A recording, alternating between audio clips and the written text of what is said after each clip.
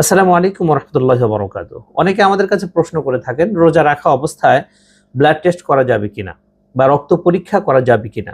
প্রিয় ভাইয়েরা, রাসূল করিম সাল্লাল্লাহু আলাইহি ওয়াসাল্লাম হাদিস শরীফের মধ্যে পাওয়া যায়, তিনি রোজা রাখা অবস্থায় তিনি হিজামা লাগিয়েছেন, অর্থাৎ সিঙ্গা লাগিয়েছেন। তিনি সেই দৃষ্টিকোণ থেকে আপনি যদি টেস্টের জন্য সামান্য পরিমাণ রক্ত দেন তাহলে আপনার রোজা ভাঙবে না।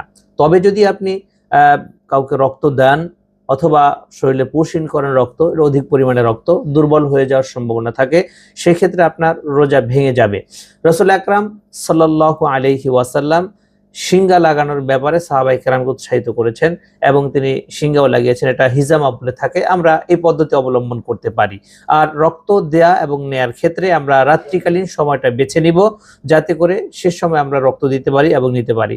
তবে যদি এমন মুমূর্ষু ব্যক্তি হয় যে তার এই মুহূর্তে রক্ত দেয়া প্রয়োজন, তার রক্ত লাগবে, সেই ক্ষেত্রে শরঈ মাসআলা হচ্ছে, কারণ জীবন বাঁচানোর ক্ষেত্রে আপনি রক্ত দিতে পারবেন।